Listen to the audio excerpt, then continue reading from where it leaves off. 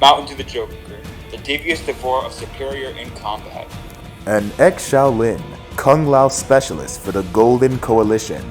Both are massive tryhards, but which is the sweatiest between the two? He's Kombat and I'm DewJ. And it's our job to analyze their weapons, armor, and skill to find out who would win a death battle. Born into a calm yet very social environment, Jonathan though was a very weird kid. He never liked interacting with those around him, he kept to himself, he avoided confrontation. "My company is where I am most comfortable," he said. His words, not mine. That sounds like a typical introvert too, if you'd ask me. Nothing weird at all. I know plenty of guys like that. It's even more common with this garbage pandemic. Alright, fair point, but what's important here is that his free time in both childhood and now gave him a lot of opportunities to dive deep into his greatest passions, and boy were they unique. From head to toe, MtnDew's preferences consisted of complexity. Whether it be the movies he watches, the games he plays, or his metal guitar career, he values complexity in absolutely everything he does. Whenever MtnDew picks up character, he picks the character based on the depth of the character and the potential that they can have. Characters that require a big brain, high execution, and crazy outside-the-box thinking to pull off at a competitive level. At his reputation and playstyle, it allows him to make quite a name for himself, having a public rivalry with esports legend Honeybee, and getting into the exclusive FGC clan known as Superior in Combat. Over the years, he became a true force to be reckoned with, and his existence has been intertwined with his two trademark characters, Joker and Devore. This is where he truly earned his name. MtnDew's first trademark character, Joker, is truly the fine wine of effective and damaging setups. He has a multitude of special abilities to combine and create a multitude of crazy and wacky tech. With his Jack-in-the-Box, he can ignite a series of explosions to enforce and start off setups. With his Jumping Jester, he can create easy-to-use pressure, providing him with a staple anti-air and combo starter. The boxing gloves are his go-to damage extender, and with his Jack-in-the-Box blast, combined with the incredible range of his special attacks and his physical attacks, he creates some of the most inescapable pressure in the entire game. The spacing and pressure this character he is capable of at a high level is so amazing. It's essentially out of this world entirely. Be lucky that MtnDew prefers not to use this guy in battle, simply because his setups don't OS as much as he would prefer. Thank God. I really hate fighting Joker. Personal experiences have given me nightmares. He's basically Johnny Cage, but he's like 10 times worse. Like, the stuff that Johnny had, Joker has it, but he does it better. I really wish I was joking with you. Now, Devore is where things get a little interesting. His approach to Devore is all about OSing the opponent's on knockdown and on wake up. He has the ability to mark and release a swarm of bugs that on his command can attack the opponent, eliminating so many of the player's options, giving MtnDew ample time to enforce any type of pressure he desires. What's worse is that he can combine those annoying bugs with any other special move to fit whatever matchup he needs to overcome in a long set. Sometimes he'll add the teleport, in which he can start combos and create combo resets. Other times he'll add some of the character's mix-up abilities to mess with the opponent's block tendencies. Overall, I could go for hours explaining the thousands of ways MtnDew has learned to utilize his character in a fight. Once again, I wish I was exaggerating. Indeed, his skills with these two characters are absolutely menacing, not just in technique, but also in combo potential. His mastery of Optimal's rivals, if not surpasses mine when it comes to these two characters. He never ceases to amaze me. This man defeated Averk, Jukes, Honeybee, Tweety, Video Games Yo, Love Thoughts, and Deadly Rebel in combo encounters, and he has also defeated Supernova, Pros and Cons, Cage, Mystic Rice, Combo God Gambit, Ballot Hazard, and G-Man X Jenga in very long sets. He's also fought on par with Koizi, Swing Situation, and even Ninja Killer. MtnDew has a few subtle but potent weaknesses that opponents have been able to exploit with him in battle. For one, he has an unhealthy obsession with optimal combos. He will often go for combos that are very hard to execute in a real match, even if it could risk him losing the match if he drops the combo. And these situations happen a lot more often than you might think. Not to mention, this guy is a very mashing type of guy.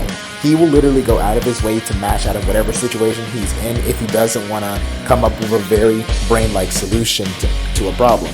Don't get me wrong, he has the ability to cognitively think his way out of a situation, but if he can just mash his way out of a problem, he will, and opponents will exploit that tendency. But even with these weaknesses, he has a lot more power to back up all of his backlashes. And he's come to the Gods Arena to prove one thing and one thing only, that he is the world's best setup player in NRS history. Remember the name, remember Mountain Dew.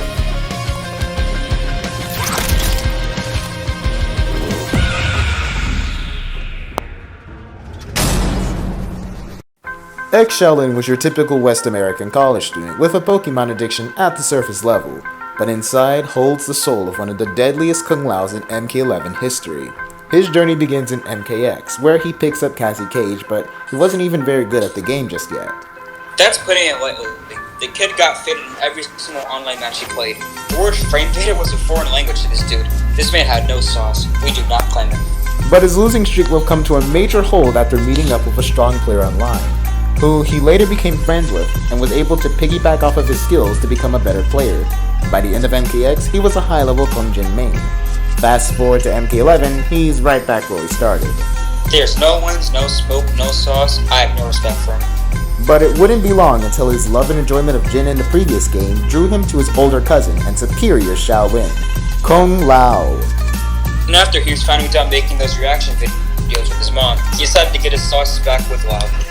But with a newfound love for the game and the character, he needed a new name, and that's how he became xShaolin.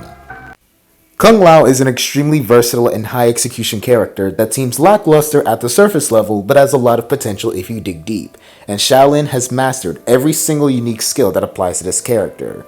Now when I say he has mastered this character, I mean mastered. Name any tech this character has and he knows it, and he applies it with absolute consciousness and grace. Offense, defense, overall, he is completely flawless with Kung Lao. But that's not where things become at their absolute sweatiest, no. He shines in his preferred use of tech, also called carry tech. See, Shaolin has a reputation for being a carried competitive player. Why? Because he plays like a cheap brick. Jumping, random down twos, random down threes, random dive kick, random everything. Basically, Shaolin's game plan is to consciously hop in the air, poke and annoy the opponent into doing something stupid, and then punishing said opponent with an orbiting hat. Basically repeating this process over and over and over again until the opponent has a mental breakdown and then they get fatal for 52% damage and die. This is how Shaolin wins just about every single match that he's in. Believe me, he's just about the most frustrating Kung Lao player you will ever meet in an online encounter. Period. And on that note, can I really just ask, legitimately ask, why are you guys always jumping? The floor is not lava. I really don't know. It's a disease, my guy. Whatever. But while we're on the topic, the dive kick also has some interesting tech. When ending combos, you have the ability to utilize the dive kick as a whiffing tool to open opponents up and OS waking up options.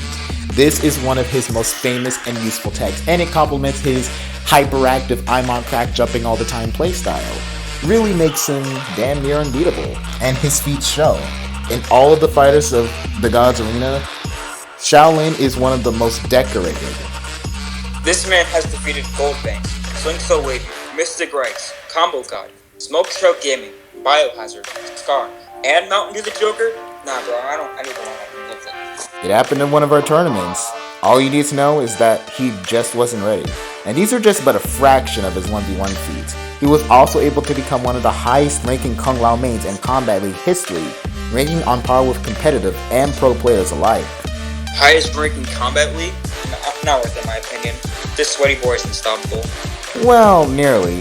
Shaolin is prone to impatience. He will often utilize his tech impulsively and without thinking, letting his instincts and his mashing do all of the brain work for him. He's been caught and punished multiple times for doing a random dive kick for no reason. In addition to his understandable lack of patience considering he is a pressure fighter, he also refuses to break away. You see, because of orbiting hat, requiring both defensive and offensive meter just to utilize, he made an active and conscious choice to never use breakaway in battle, unless it was a literal life or death situation. It just isn't worth the risk in his opinion. And this gives combo competitors like yours truly an unfair advantage against him. His policy on that matter was able to get him defeated by the likes of Supernova, TK Sharingan, Ninja Killer, and yours truly, believe it or not. But even with these weaknesses and shortcomings recognized, He's able to fight through all of them and prove himself to be the next best player to join the competitive fighting game community, because that's how the Lao legend grows.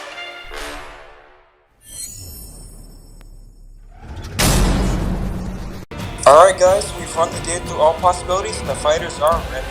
It's time for a death battle. Round 1. Fight!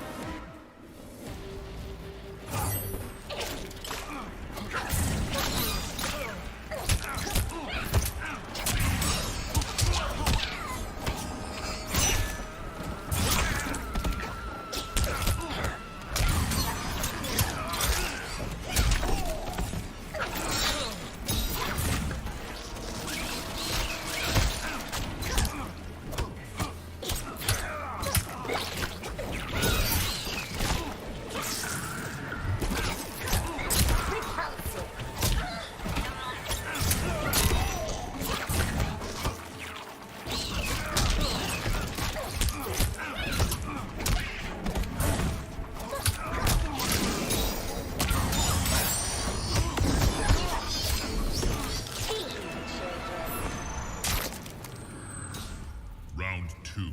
Fight!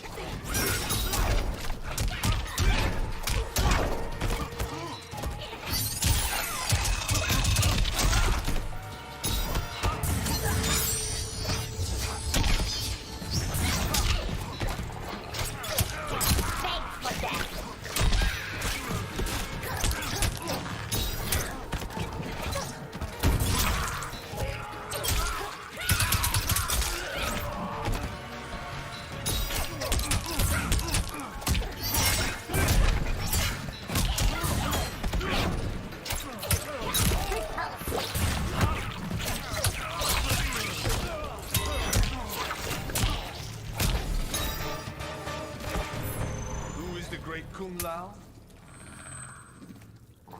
Final round. Fight!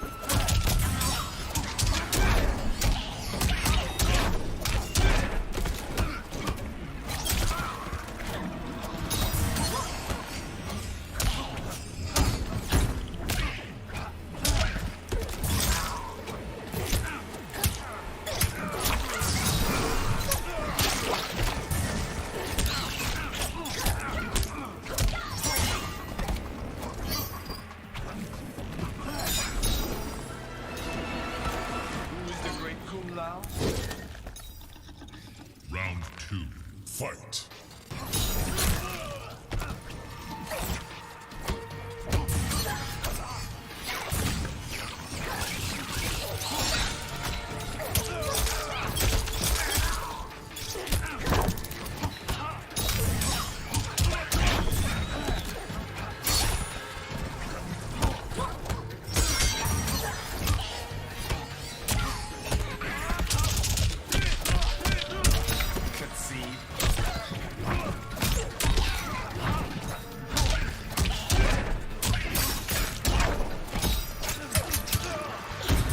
Finish her.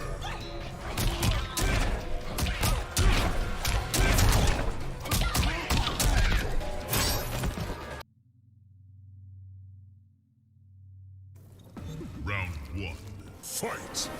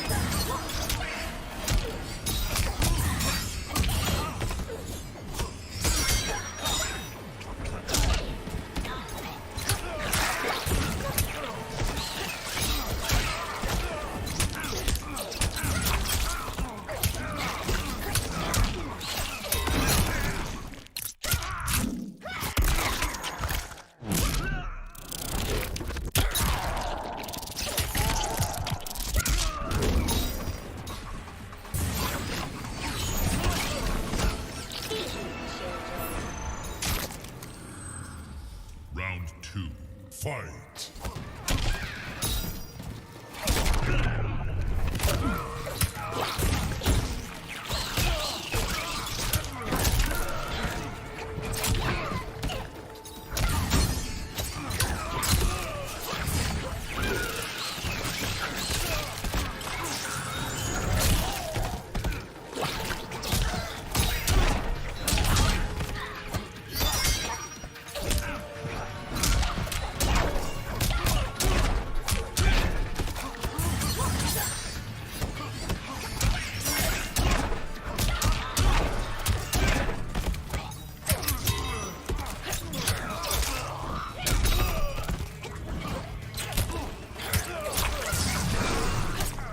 Finish him.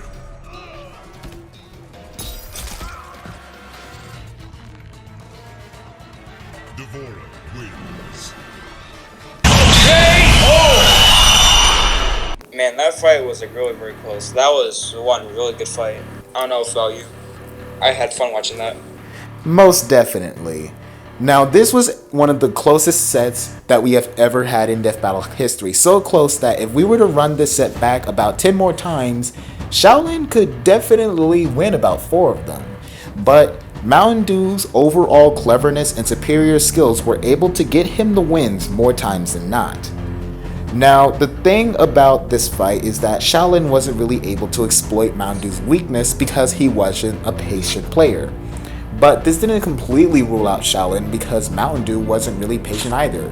They're both sort of mashing, trying to get their game started and not letting the other person breathe. They were both playing the exact same way, and they literally just ended up canceling each other out 90% of the time, and the outcome of the fight usually determined by who finally got to get their hit in. And this process repeated over and over and over until the points started racking up. So it was never really a matter of whose weakness would be exploited. It was really just a matter of who was more powerful than the other. And with that, we go to the power level system. And to calculate the powers, we go to MtnDewTheJoker's feats, in which, in a previous event of Combo Gods a few months back, MtnDewTheJoker was able to defeat Goldbanks. Pooh was able to defeat people like Combo God, J-Rock, Supernova, list goes on. And to defeat Goldbanks, he has to have a power level of 5 million, considering how strong Goldbanks really is. Now for xShaolin, his power level was pretty hard to calculate, considering how inconsistent his feats are. He would beat someone like xShaolin, who's competed with some of the best pro players in the world for MK11. And yet he would lose to someone like Combo God Gaming, everyone's favorite free man. But anyway, so because his power level was so hard to calculate, we had to create an algorithm which helped us how to get the power. And with that algorithm, we have decided that his power level was one of 4.8 million, which is a teeny bit under MtnDewTheJoker, but still enough to show that MtnDewTheJoker is better. And due to this feats being taken into consideration and their powers being taken into consideration, we concluded that overall it was only a matter of time before MtnDew delivered the fatal blow. And in the end, it was MtnDewTheJoker that got the last laugh. The winner is MtnDewTheJoker. Next time on Death Battle,